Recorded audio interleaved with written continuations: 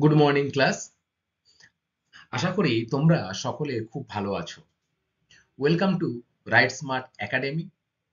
আমি রয়েছি তোমাদের সাথে জিওগ্রাফির সুমন স্যার। আচ্ছা স্টুডেন্ট, আমরা গত দুটো ক্লাস জুড়ে তোমাদের বইতে যে ষষ্ঠ অধ্যায় রয়েছে নাকি যে উপগ্রহ চিত্র ও ভূবৈচিত্র্য সূচক মানচিত্র, সেখান থেকে কিন্তু পড়াশোনা শুরু করেছিলাম, তাই না?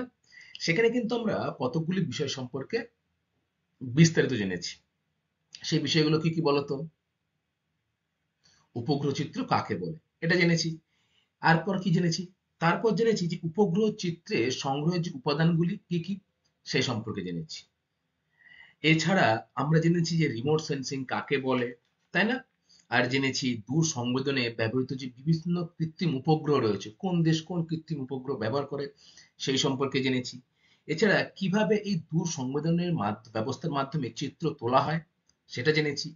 উপগ্রহ চিত্রের শ্রেণীবিভাগ জেনেছি এবং জেনেছি উপগ্রহ চিত্রের বৈশিষ্ট্য সম্পর্কে। আজকে আমরা যে বিষয়টি নিয়ে আলোচনা করব স্টুডেন্ট, সেটি হলো উপগ্রহ চিত্রের যে বিভিন্ন পর্যায় রয়েছে সেই পর্যায়গুলি এবং উপগ্রহ চিত্রের ব্যবহার এবং গুরুত্ব, অর্থাৎ কোন কোন ক্ষেত্রে উপগ্রহ চিত্র ব্যবহার করা হয় এবং তার কি গুরুত্ব রয়েছে সেই সম্পর্কে কিন্তু আজকে আমরা বিস্তারিত আলোচনা করব। তার আগে দেখি গত ক্লাসে পড়া তোমাদের সবার কেমন মনে আছে। আচ্ছা, কেউ আমাকে বলো তো যে উপগ্রহ চিত্র কাকে বলে? বলো।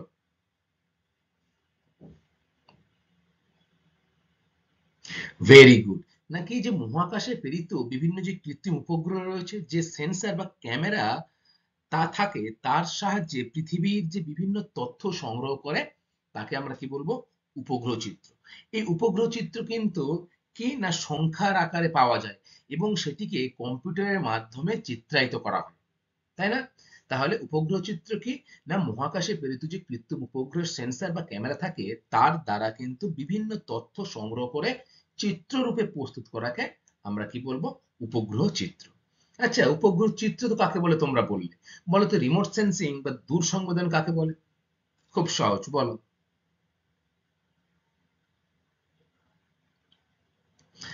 ভেরি গুড, মানে কোনো কিছুকে না ছুঁয়ে, তাই না? এরকম বলবে যে এটি হলো এমন এক ধরনের বিজ্ঞান যার সাহায্যে কোনো বস্তু বা উপাদানকে স্পর্শ না করে দূর থেকে সেই বস্তু সম্পর্কে আমরা যখন কোনো তথ্য বা উপাদান পেয়ে থাকি, তাকে আমরা কি বলবো? রিমোট সেন্সিং ব্যবস্থা বা দূর সংবেদন ব্যবস্থা। উপগ্রহ চিত্র সংগ্রহে কিন্তু দুটি উপাদান কাজ করে। সেই দুটি উপাদান কি কি বলো? Very good. এক হচ্ছে কৃত্রিম উপগ্রহ, তাই না? আর দ্বিতীয় কি না সেন্সর। এই কৃত্রিম উপগ্রহ স্টুডেন্ট বলতো যে মহাকাশে যে স্থানে রাখা হয় সেই স্থানটাকে আমরা কি বলি? Very good. মহাকাশে যে স্থানে কৃত্রিম উপগ্রহ রাখা হয় তাকে কিন্তু বলা হয় প্ল্যাটফর্ম। এবং সেন্সর কি? সেন্সর হলো এক ধরনের ক্যামেরা, যেটি এই স্যাটেলাইট বা যে উপগ্রহ রয়েছে কৃত্রিম উপগ্রহ তার সামনে লাগানো থাকে, যার মাধ্যমে কিন্তু সে অনবরত পৃথিবীর ছবি তুলে যাচ্ছে। এই যে স্যাটেলাইট, এটি কিন্তু পৃথিবীকে প্রদক্ষিণ করে দুভাবে। এক হচ্ছে এক হচ্ছে আহ, পশ্চিম পূর্ব দিক থেকে এবং উত্তর দক্ষিণ দিক থেকেও কিন্তু প্রদক্ষিণ করে, অর্থাৎ অক্ষাংশগত দিক থেকে এবং দ্রাঘিমাংশ যে দিক রয়েছে দুটি, সেই দুটি দিক দিয়েই কিন্তু এই উপগ্রহ, কৃত্রিম উপগ্রহ পৃথিবীকে অনবরত পৃথিবীর ছবি তুলতে থাকছে। আচ্ছা, এবারে সেন্সর তোমাদের বললাম আমি, সেন্সর কিন্তু আবার দু ধরনের হয়। কি কি বলো? Very good. নিষ্ক্রিয় সেন্সর আর সক্রিয় সেন্সর। সক্রিয় সেন্সর কাকে বলে?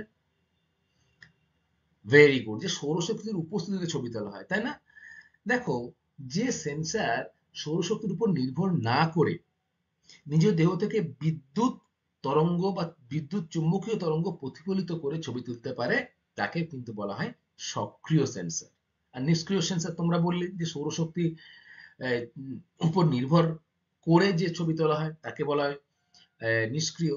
এবং সক্রিয় মানে সে কিন্তু নিজ দেহের তড়িৎ চুম্বকীয়র মাধ্যমে প্রতিফলন ঘটিয়ে কিন্তু সে দিন হোক রাত হোক সমস্ত সময়ে সে কিন্তু ছবি তুলতে সক্ষম, তাকে কি বলা হচ্ছে না সক্রিয় সেন্সর। আচ্ছা, দূর সংবেদন ব্যবস্থায় বিভিন্ন কিন্তু কৃত্রিম উপগ্রহ বিভিন্ন দেশ কিন্তু বিভিন্ন সময়ে পাঠিয়েছে। আমেরিকা যে মহাকাশ গবেষণা কেন্দ্র রয়েছে তার নাম কি বলতো? নাসা। Very good. এই নাসা যে কৃত্রিম উপগ্রহটি পাঠিয়েছে তার নাম কি? ল্যান্ডসেট। Very good. তাহলে এই পর্যন্ত এই ল্যান্ডসেট সিরিজের আমেরিকা যুক্তরাষ্ট্র কিন্তু 9টি কৃত্রিম উপগ্রহ মহাকাশে পাঠিয়েছে। ঠিক আছে? এবং এর নাম কি? না ল্যান্ডসেট। পরীক্ষায় এরকম প্রশ্ন আসে যে ল্যান্ডসেট নামক কৃত্রিম উপগ্রহটি কোন দেশ মহাকাশে প্রেরিত করেছে? তোমাদের উত্তর কি হবে? আমেরিকা যুক্তরাষ্ট্র। আচ্ছা, ভারতের যে গবেষণাগার কেন্দ্র মহাকাশ তার নাম কি? ইসরো। Very good. এই ইসরো মহাকাশে যে কৃত্রিম উপগ্রহটা প্রথম বা যে পাঠিয়েছে, কৃত্রিম উপগ্রহ যে পাঠিয়েছে প্রথম, তার নাম কিন্তু হচ্ছে আর্যভট্ট। এটা কিন্তু তোমরা মনে রাখবে। কিন্তু এই যে দূর সংবেদন ব্যবস্থার বিভিন্ন যে কৃত্রিম উপগ্রহ সমূহ, তার মধ্যে ভারত যে কৃত্রিম উপগ্রহ পাঠিয়েছে তার নাম কি? IRS। তোমরা আমাকে বলো তো, এই পর্যন্ত ভারত মহাকাশে কয়টি এরকম IRS পাঠিয়েছে বা কৃত্রিম উপগ্রহ পাঠিয়েছে? Very good.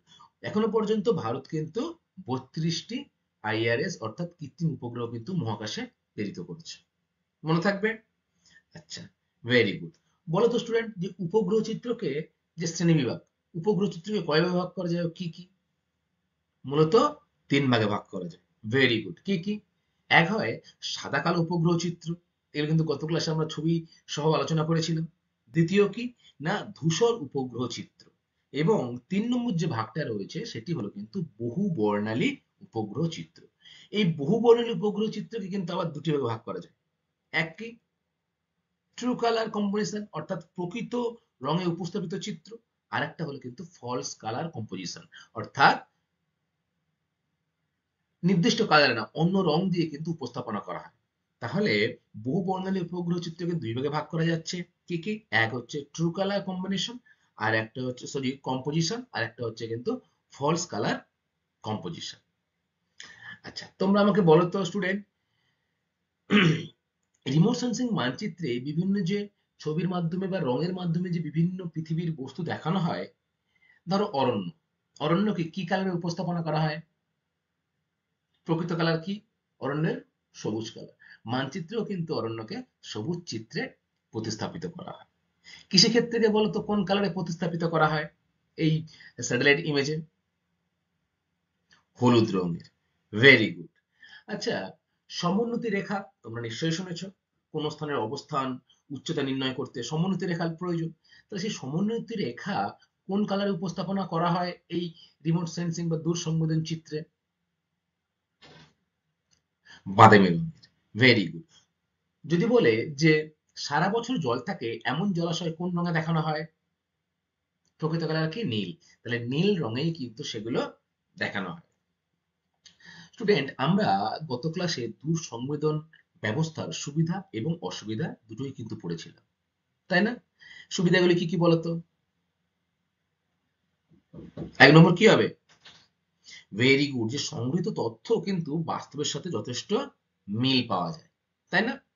আরেকটি ইম্পর্টেন্ট সুবিধা হচ্ছে যে বিস্তীর্ণ অঞ্চলের তথ্য কিন্তু একসাথে পাওয়া যায়, যেহেতু মহাকাশ থেকে পৃথিবীর ছবি তোলা হচ্ছে, ফলে অনেকটা জায়গার চিত্র কিন্তু একসাথে এই দূর সংবেদন ব্যবস্থার মাধ্যমে তোলা হয়ে থাকে। এটাও সুবিধা। আর কি সুবিধা?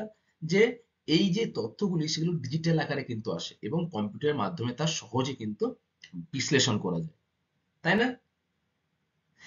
দেখো, বিভিন্ন কি প্রতিবন্ধকতামূলক স্থান রয়েছে যেখানে মানুষ পৌঁছতে পারছে না, সেই সব স্থানের চিত্র কিন্তু খুব সহজে এই দূর সংবেদন ব্যবস্থা বা রিমোট সেন্সিং এর মাধ্যমে কিন্তু তোলা হচ্ছে। এগুলো কিন্তু হলো গুরুত্বপূর্ণ সুবিধা। এবারে যদি অসুবিধার কথায় আসি, তোমরা দুটি অসুবিধা আমাকে বলো এই দূর সংবেদন ব্যবস্থার। ভেরি গুড, যে প্রযুক্তি ছাড়া কিন্তু এই যে তথ্য সংগ্রহ করা সম্ভব নয়। দ্বিতীয়ত কি হতে পারে? একদমই ঠিক বলেছো, যে অত্যন্ত ব্যয়বহুল এই প্রযুক্তিটা। ফলে পৃথিবীর সমস্ত দেশ কিন্তু এই উম, এইভাবে বা স্যাটেলাইট ইমেজের মাধ্যমে তথ্য সংগ্রহ করতে পারে না। এছাড়া তথ্য বিশ্লেষণ করার জন্য কিন্তু প্রযুক্তি এবং জ্ঞান এই দুটির কিন্তু ব্যাপক প্রয়োজন। তাই এগুলো হলো কিন্তু এই দূর সংবেদন বা রিমোট সেন্সিং এর সুবিধা বা অসুবিধাগুলি। ঠিক আছে স্টুডেন্ট, আমরা টোপোগ্রাফিক্যাল ম্যাপ সম্পর্কেও কিন্তু পড়েছিলাম, তাই না? যে টোপোগ্রাফিক্যাল ম্যাপ কি? টোপোগ্রাফিক্যাল ম্যাপ হলো বিশেষ ধরনের বৃহৎ স্কেলের ম্যাপ বা মানচিত্র, যার সাহায্যে আমরা কোনো স্থানের উদ্ভিদ, জনবসতি, যোগাযোগ ব্যবস্থা, ভূপ্রকৃতি, নদ নদী, জলাশয়, বিভিন্ন যে প্রকৃতির জিনিসগুলো রয়েছে সেগুলোর ভৌগোলিক উপাদানগুলোকে বিশেষভাবে চিত্রায়িত করি, তাকে আমরা কি বলবো না টোপোগ্রাফিক্যাল ম্যাপ। তাই তো? এই টোপোগ্রাফিক্যাল ম্যাপের কিছু বৈশিষ্ট্য ছিল। বৃহৎ স্কেল ছিল, ভূমির উচ্চতা প্রদর্শন ছিল, এছাড়া ছিল উপগ্রহ বা বিশেষ প্রযুক্তি ব্যবহার। এগুলি কিন্তু সব হলো কি না টোপোগ্রাফিক্যাল ম্যাপের বৈশিষ্ট্য। এই অবধি কিন্তু গত ক্লাসে আমরা আলোচনা করেছি। আজকে আমরা টোপোগ্রাফিক্যাল মানচিত্র কেন আমাদের কাছে গুরুত্বপূর্ণ সেটা জানবো, উপগ্রহ চিত্রের বিভিন্ন পর্যায় সম্পর্কে জানবো এবং উপগ্রহ চিত্রের ব্যবহার এবং গুরুত্ব সম্পর্কেও কিন্তু বিস্তারিত জানবো। প্রথমে আমরা দেখে নেব যে কেন টোপোগ্রাফিক্যাল মানচিত্র গুরুত্বপূর্ণ। তাহলে প্রথমে কি দেখবো আমরা যে কেন টোপোগ্রাফিক্যাল মানচিত্র গুরুত্বপূর্ণ। দেখো, তোমরা ইতিমধ্যে কিন্তু টোপোগ্রাফিক্যাল মানচিত্র কি সেটা সম্পর্কে ধারণা হয়েছে, হয়েছে তো? হয়েছে। দেখো ডান দিকে ছবি রয়েছে, এটা কিন্তু টোপোগ্রাফিক্যাল ম্যাপ। এই ম্যাপে কোনো অঞ্চলে প্রাকৃতিক ও সাংস্কৃতিক উপাদানগুলি সম্পর্কে কিন্তু ধারণা জন্মায় এবং এগুলিকে পরবর্তী সময়ে বিশ্লেষণও করা যায়। তাহলে এক নম্বর কি দাঁড়ালো যে কোনো অঞ্চলের প্রাকৃতিক ও সাংস্কৃতিক উপাদানগুলিকে সম্পর্কে ধারণা পাওয়া যায় এবং সেটাকে বিশ্লেষণ করা যায়। দ্বিতীয়ত কি, টোপোগ্রাফিক্যাল মানচিত্র ও উপগ্রহ চিত্রের তুলনা করে সেই অঞ্চলের ভৌগোলিক বিষয়ের কি পরিবর্তন ঘটলো তা কিন্তু জানা যায়। দেখো, এই টোপোগ্রাফিক্যাল যে চিত্র অর্থাৎ স্যাটেলাইট থেকে যে চিত্র তোলা হচ্ছে সেটি কিন্তু অনবরত পৃথিবীর ছবি তুলতে থাকছে। ফলে যে ছবিটা এখন তোলা হচ্ছে তার আগেও কিন্তু সে পূর্বে একই ছবি তুলেছে। তাহলে এই দুটো ছবির মধ্যে কি তফাৎ আসছে বা পরিবর্তন কি লক্ষণীয় সেগুলো কিন্তু আমরা খুব সহজে টোপোগ্রাফিক্যাল মানচিত্রের মাধ্যমে কিন্তু কোনো একটি স্থানের কি পরিবর্তন হচ্ছে, ভৌগোলিক পরিবর্তন হচ্ছে সে সম্পর্কে কিন্তু আমরা বিস্তারিত জানতে পারি, তাই না? প্রতিদিনের তথ্য কিন্তু পাওয়া যায় এই টোপোগ্রাফিক্যাল ম্যাপ থেকে।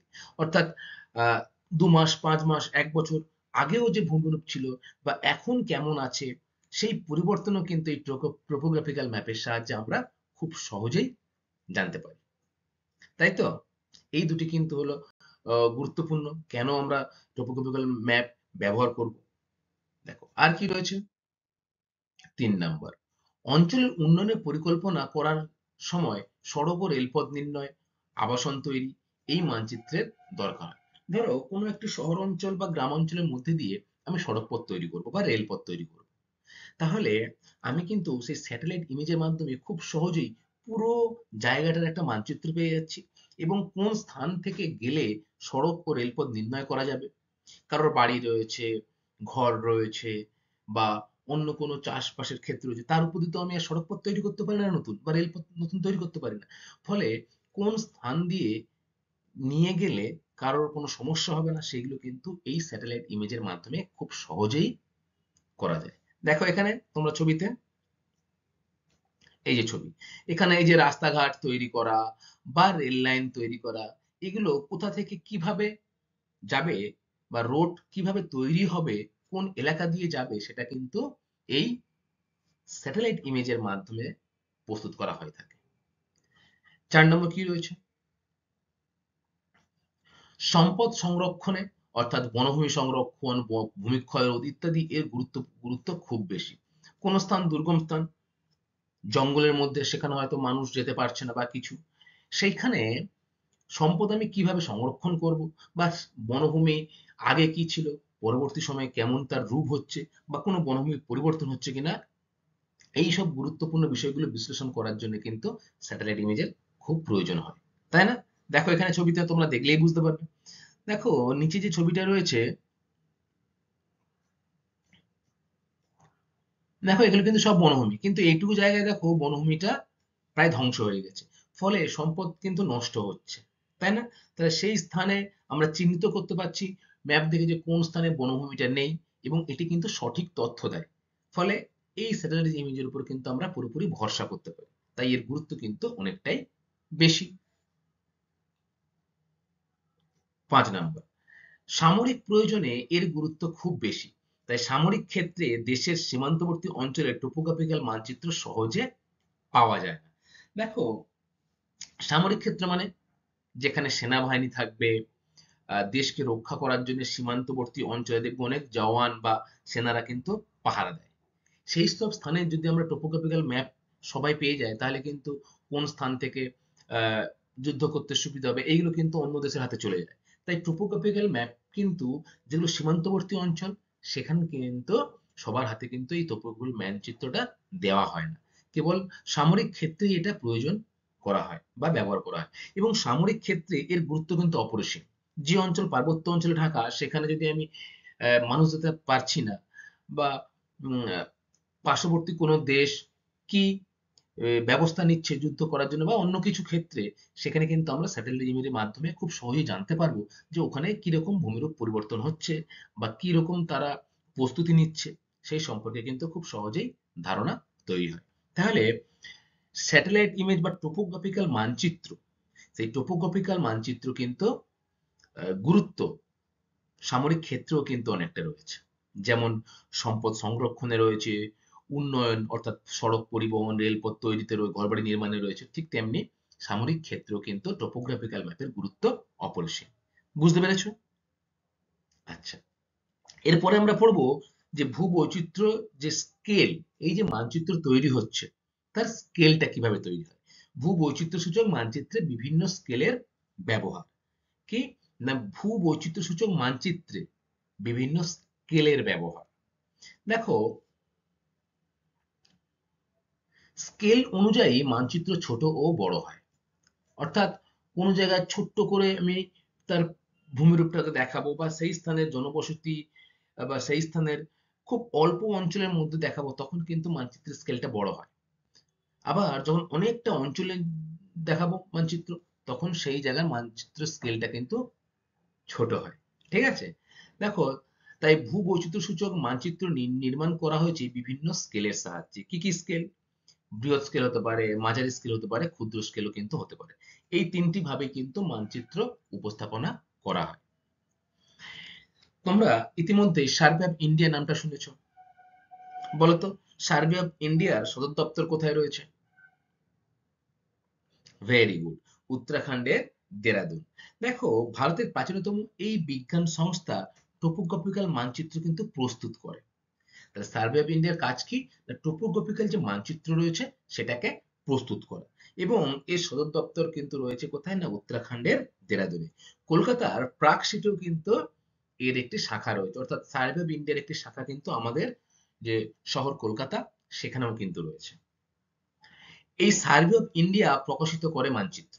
তাহলে সেই সার্ভে অফ ইন্ডিয়া প্রকাশিত 1:50,000, সরি 1:50,000 এবং 1:25,000 স্কেলের ভূ বৈচিত্র্যমূলক মানচিত্র হলো বৃহৎ স্কেলের মানচিত্র, এবং বাকি সকল যে ভূ বৈচিত্র্যমূলক মানচিত্র রয়েছে সেগুলো মাঝারি স্কেলের। আর ভূ বৈচিত্র্যসূচক মানচিত্রে ক্ষুদ্র স্কেল কিন্তু হয় না। তাহলে তিনটি স্কেল হলো বৃহৎ, মাঝারি, ক্ষুদ্র। ক্ষুদ্র স্কেল তোমরা মনে রাখবে যে ভূবৈচিত্র্য সূচক মানচিত্রে কিন্তু ক্ষুদ্র স্কেলের কোনো কাজ নেই, কেবলমাত্র বৃহৎ স্কেল এবং মাঝারি স্কেল এই দুটি কিন্তু ব্যবহৃত হয়। এবং সার্ভে অফ ইন্ডিয়া প্রকাশিত 1:50,000 এবং 1:25,000 এর যে স্কেল, এটা কিন্তু বর্তমানে ব্যবহার করা হয়ে থাকে।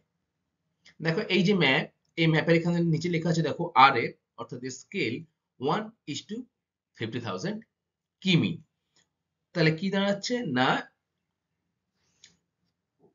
1 কিমিতে, সরি 1 সেমিতে কিন্তু 50,000 কিমি। ঠিক আছে, এটা কিন্তু এখানে দেখানো হয়েছে।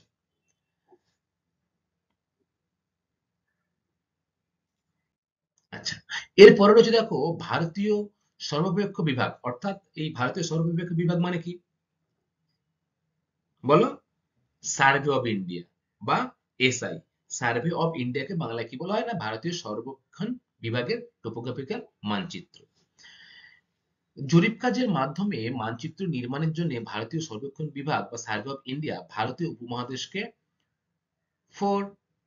ডিগ্রি উত্তর এবং -40° উত্তর অক্ষরেখা এবং 44° পূর্ব দ্রাঘিমা থেকে 104° পশ্চিম দ্রাঘিমা রেখা পর্যন্ত কিন্তু অংশকে 4° ইন্টু 4°তে ভাগ করেছে।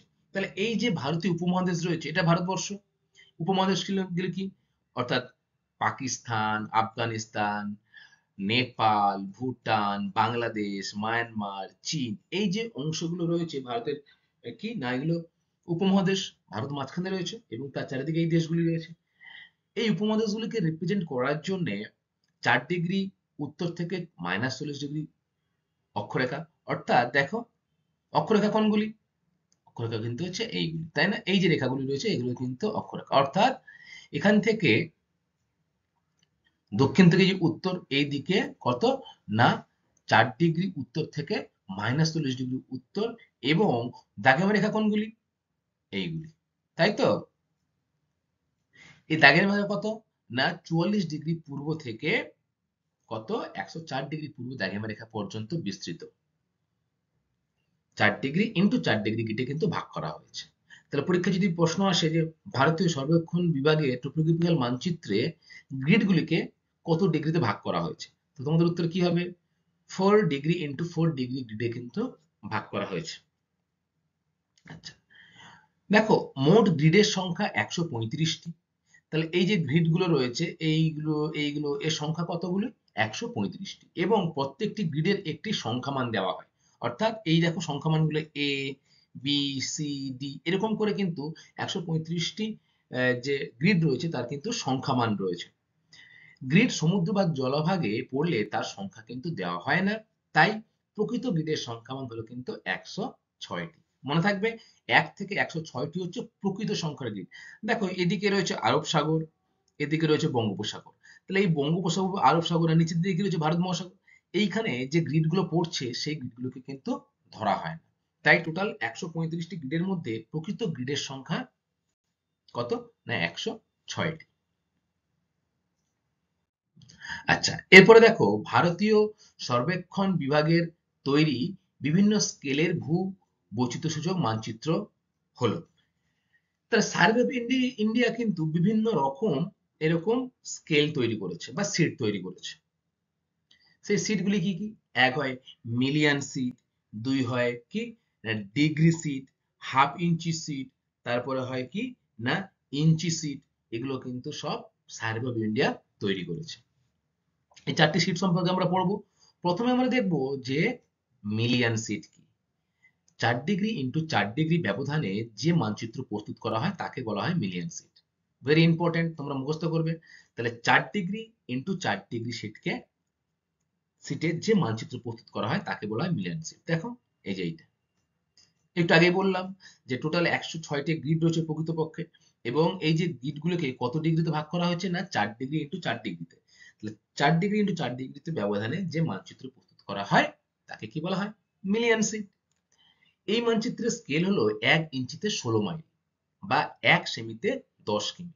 মনে থাকবে 1 ইঞ্চিতে 16 মাইল বা 1 সেমিতে 10 কিমি। অর্থাৎ আরএফ হলো 1:1 লাখ। ঠিক আছে? এরপরে রয়েছে দেখো 2 নম্বর ডিগ্রি সিট।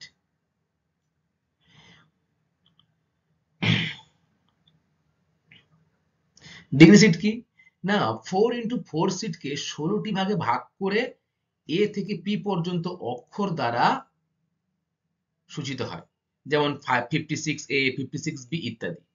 দেখো এই যে হচ্ছে ডিগ্রি সিট, এ থেকে কোন অব্দি 16টি ভাগে ভাগ করা হয়েছে, তাহলে পি হচ্ছে 16 নম্বর। তাহলে এ থেকে পি অব্দি এই 16টি ভাগে ভাগ করা হয় এই ডিগ্রি সিটকে। কিভাবে রিপ্রেজেন্ট করা হয়? 56A 56B এইভাবে।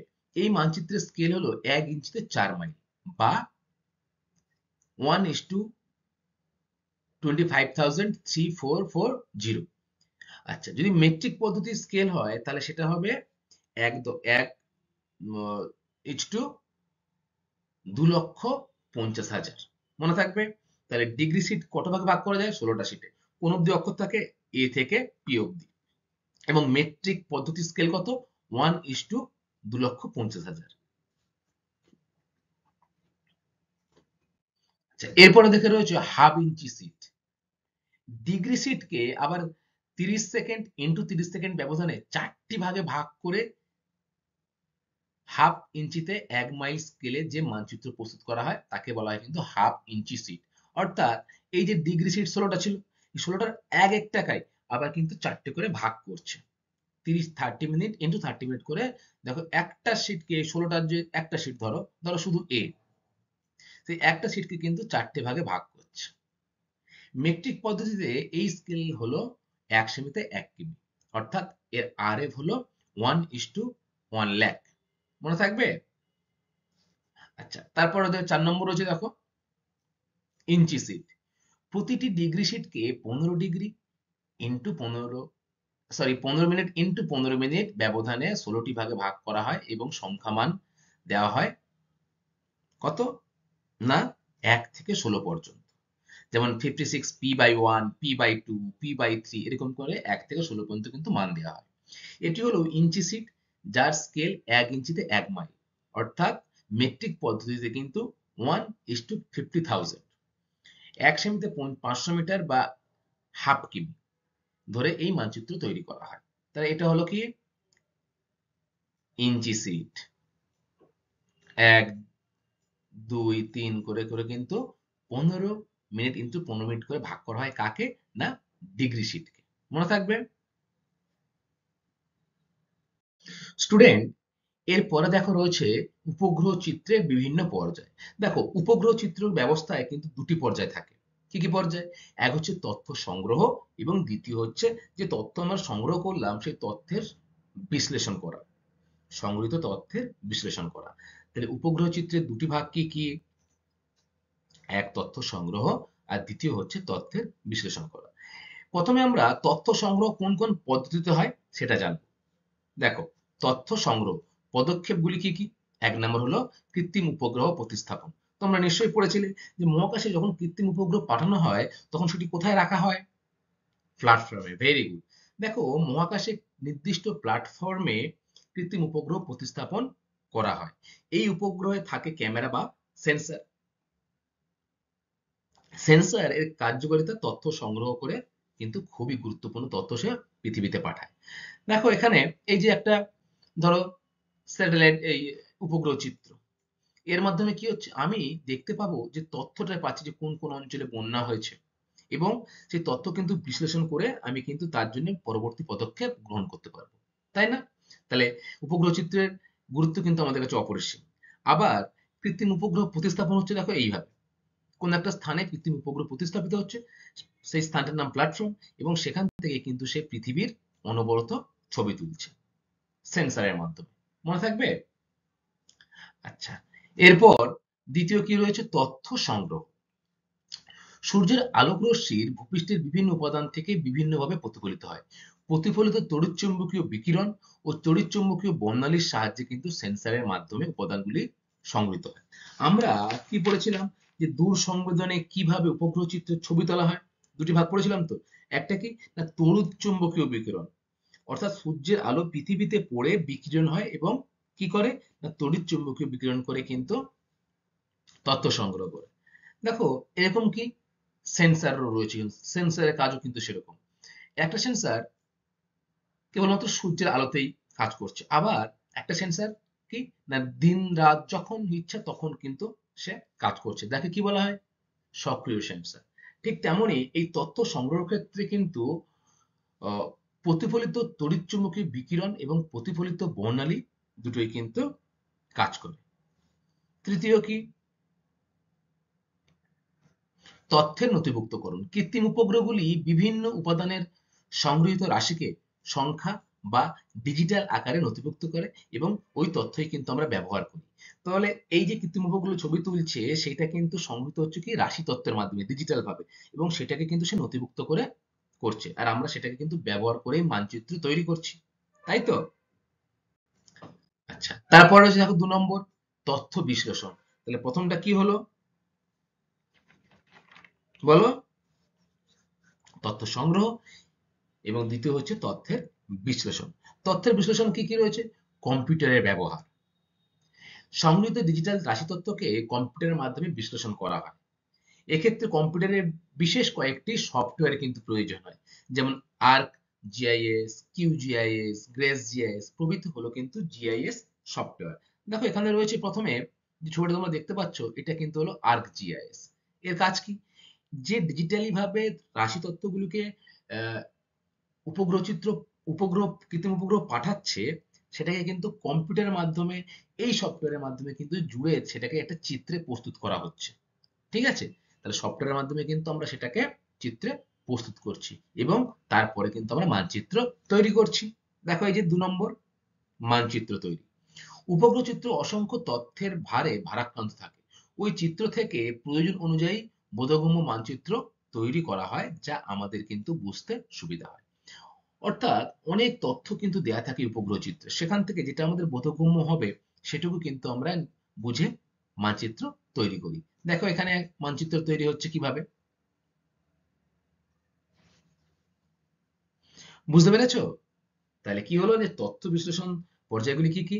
কম্পিউটারের ব্যবহার, মানচিত্র তৈরি, এরপরে আরো দুটি ব্যবস্থা রয়েছে। 3 নম্বর কি না, অন্যান্য তথ্যের সাথে সমন্বয় এবং অতিরিক্ত তথ্যের প্রয়োগ। রাশিতত্ত্ব বিশ্লেষণের মাধ্যমে মানচিত্র তৈরির অন্যান্য তথ্যের সাথে যেমন সমন্বয় সাধন করা হয়, তেমনি আরো বিভিন্ন তত্ত্বের, যেমন সেন্সাস তথ্য, ভূবৈচিত্র্যসূচক মানচিত্রের তথ্য ইত্যাদি প্রয়োগ ঘটিয়ে মানচিত্রের কাজ সম্পূর্ণ করা হয়। এতে মানচিত্রটি স্বয়ংসম্পূর্ণ হয়। দেখো রাশিতত্ত্বের মাধ্যমে আমরা তো মানচিত্র তৈরি করছি, কিন্তু তার সাথে সাথে সমন্বয় রেখে যে সেন্সাস তত্ত্ব বা ভূ বৈচিত্র্য সমূহ মানচিত্র, এগুলোর সমন্বয় ঘটিয়ে একটা কিন্তু স্বয়ং সম্পূর্ণ চিত্র কিন্তু প্রস্তুত করছি। ঠিক এরকম।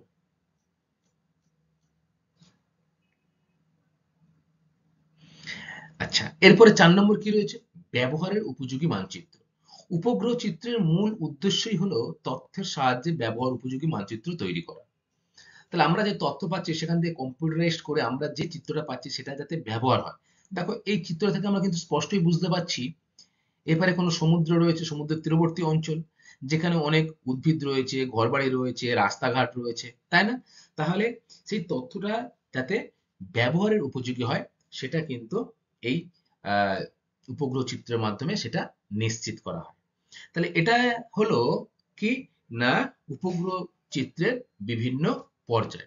দুটো পর্যায়, তথ্য সংগ্রহ এবং দ্বিতীয় হচ্ছে কি তথ্য বিশ্লেষণ।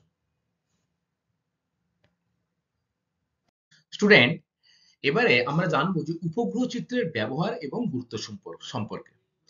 ভূগোল সমেত বিজ্ঞানের বিভিন্ন শাখায়, যেমন ধরো ভূতত্ত্ব রয়েছে, জলবায়ু বিজ্ঞান, জলবিজ্ঞান, সমুদ্র বিজ্ঞান, পরিবেশ বিজ্ঞান, সমস্ত ক্ষেত্রেই কিন্তু বর্তমানে এই উপগ্রহ চিত্রের ব্যবহার করা হচ্ছে।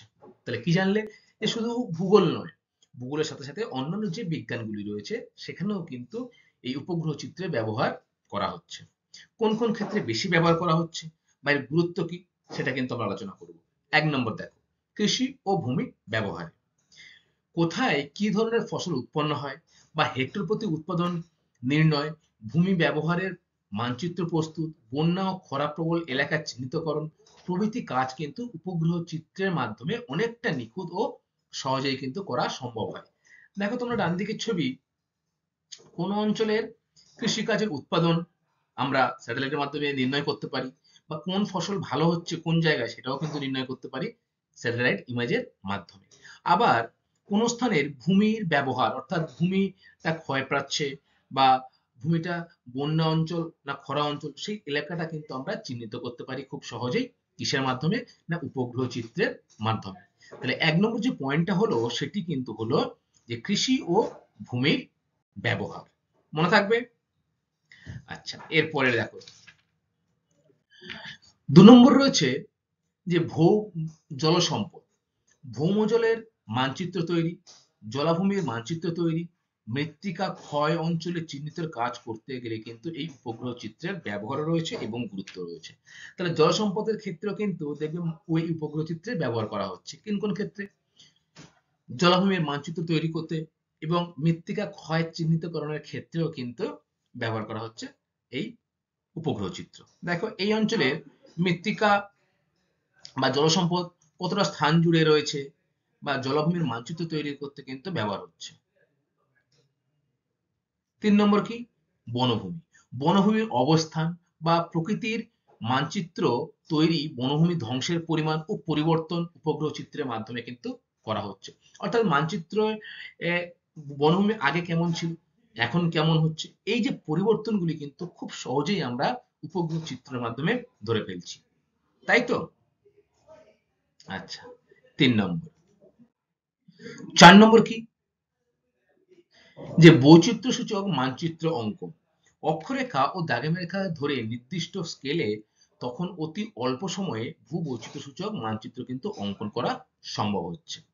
5 নম্বর, শহরাঞ্চলের ভূমির ব্যবহার ও শহরের বিস্তার। দেখো, শহরাঞ্চলের ভূমির ব্যবহার ও শহরের যে বিস্তার সেটা উপগ্রহ চিত্রের মাধ্যমে কিন্তু খুব সহজেই আমরা বুঝতে পারি।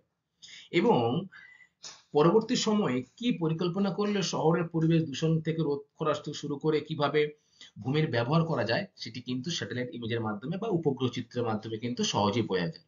দেখো, এই যে একটি শহর অঞ্চল, তাহলে শহর অঞ্চলে কোন স্থানে এখনো ফাঁকা ভূমি রয়েছে, ভূমির ব্যবহার কিভাবে করা যাবে সেটি কিন্তু খুব সহজে এই উপগ্রহ চিত্রের মাধ্যমে করা সম্ভব হয়। আর কি রয়েছে? 6 নম্বর, যে জিআইএস ব্যবহার। জিআইএস এর ফুল ফর্ম কি বলেছিলাম, মনে আছে? Geographical information system. Very good. উপগ্রহ চিত্রকে কম্পিউটার ব্যবহার করে মানচিত্র তৈরির মাধ্যমে উন্নয়নের পরিকল্পনা গ্রহণ করা হয়। কি না, উপগ্রহ চিত্রকে কম্পিউটার মাধ্যমে ব্যবহার করে উন্নয়নের চিত্র কিন্তু ব্যবহার করা হয় কিসের মাধ্যমে? না, জিআইএস এর মাধ্যমে। দেখো, তোমরা কিন্তু বর্তমানে কোনো স্থানে একটা যাওয়ার জন্য গুগল ম্যাপ খোলো, অপরিচিত স্থানে যাওয়ার জন্য রাস্তাঘাট দেখা, খোলো তো গুগল ম্যাপ, বা কোনো স্থানের স্যাটেলাইট ইমেজ বা কোনো একটা বৃহৎ অঞ্চলের ইমেজ ইত্যাদির জন্য কিন্তু আমরা ফোনে জিপিএস এর ব্যবহার করে থাকি। সেগুলো কিন্তু সবই এই জিআইএস এর মধ্যেই পড়ছে, মনে থাকবে। তাহলে উপগ্রহ চিত্রের ব্যবহার ও গুরুত্ব কিন্তু অপরিসীম, তাই তো? Very good. স্টুডেন্ট, আজকের ক্লাসটা আমার এই পর্যন্তই। আশা করি তোমরা এই যে চ্যাপ্টারটা উপগ্রহ চিত্র সম্পর্কে বিস্তারিত জানতে পেরেছো। এবারে আজকে কয়েকটা গুরুত্বপূর্ণ প্রশ্ন নিয়ে তোমাদের সাথে আলোচনা করব, যেগুলো কিন্তু পরীক্ষায় আসে। ঠিক আছে? দেখো স্টুডেন্ট, প্রথমে যে প্রশ্নটা রয়েছে 1 নম্বর, যে জিআইএস এর পুরো কথা কি? তোমরা বলো, জিআইএস এর পুরো কথা কি? Very good, geographical information system, খুব ভালো। 2 নম্বর কি রয়েছে? দেখো, রয়েছে টোপোগ্রাফিক্যাল ডিগ্রি সিটের স্কেল কত? বলো, টোপোগ্রাফিক্যাল ডিগ্রি সিটের স্কেল কত? মনে আছে ডিগ্রি সিট? দেখো, যদি মেট্রিক স্কেলে বলে তাহলে সেটি কি হবে? 1 সেমিতে 2.5 কিমি। এবং যদি আরএফ স্কেল বলে তখন কত হবে? যে ডিগ্রি সিটের স্কেল হচ্ছে 1:250,000। 1:250,000 হচ্ছে ডিগ্রি সিটের স্কেল। আচ্ছা, এরপরে রয়েছে দেখো 3 নম্বর, 73 1/2 মানচিত্রে আরএফ কত? বলো। ভেরি গুড, 1:25,000 হচ্ছে কিন্তু 73 1/2 এর RF. 4 number, survey of India বা এসআই এর সদর দপ্তর কোথায় রয়েছে? ভেরি গুড, উত্তরাখণ্ডের দেরাদুনে রয়েছে কিন্তু সার্ভে অফ ইন্ডিয়া সদর দপ্তর। আমাদের পশ্চিমবঙ্গের কোথায় রয়েছে এর শাখা? পার্ক স্ট্রিটে। Very good. আচ্ছা, এরপরে 5 নম্বরে রয়েছে, দেখো মিলিয়ন সিট কাকে বলে? বলো। 4 ডিগ্রি ইন্টু 4 ডিগ্রি ব্যবধানে যে মানচিত্র প্রস্তুত করা হয় তাকে বলা হয় কিন্তু মিলিয়ন সিট। এর স্কেল কত? বলো মিলিয়ন সিটের। 1:10 লাখ, অর্থাৎ যদি মেট্রিক স্কেলে বলি 1 সেমিতে 10 কিমি। মনে থাকবে, মিলিয়ন সিটের মানচিত্রের স্কেল 1 সেমিতে 10 কিমি। আচ্ছা, নাম্বার 6, হাফ ইঞ্চি সিটের মানচিত্রে আরএফ কত? হাফ ইঞ্চি সিট, বলো। শুধু ইঞ্চি সিট নয়, কিন্তু বলেছে হাফ ইঞ্চি সিট।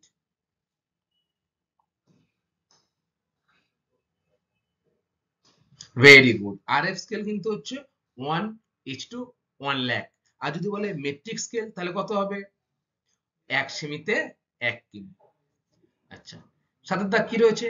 যে সার্ভে অফ ইন্ডিয়া প্রকাশিত বৃহৎ স্কেলের আরএফ কত? বলো। বৃহৎ স্কেলের দুটো কিন্তু আরএফ হয়, এক হচ্ছে 1.50,000 আর একটা হচ্ছে 1.25,000। এই দুটি হলো কিন্তু সার্ভে অফ ইন্ডিয়া প্রকাশিত বৃহৎ স্কেলের আরএফ। আচ্ছা, উপগ্রহ চিত্রের ব্যবহার ও গুরুত্ব কি? এক্ষুনি পড়লে কোন কোন ক্ষেত্রে ব্যবহার হয় বলো?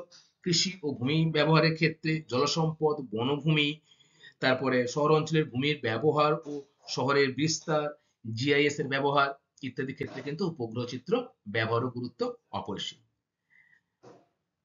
ঠিক আছে স্টুডেন্ট, আজকে ক্লাসটা এই পর্যন্তই। আশা করি তোমরা এই উপগ্রহ চিত্র যে পুরো চ্যাপ্টারটা আজকে শেষ করলাম বুঝতে পেরেছো। পরবর্তী ক্লাসে আমি তোমাদের সাথে এই উপগ্রহ চিত্রের যে অনুশীলনী রয়েছে তোমাদের বইতে, সেই অনুশীলনী সম্পর্কে কিন্তু বিস্তারিত আলোচনা করব। Thank you class.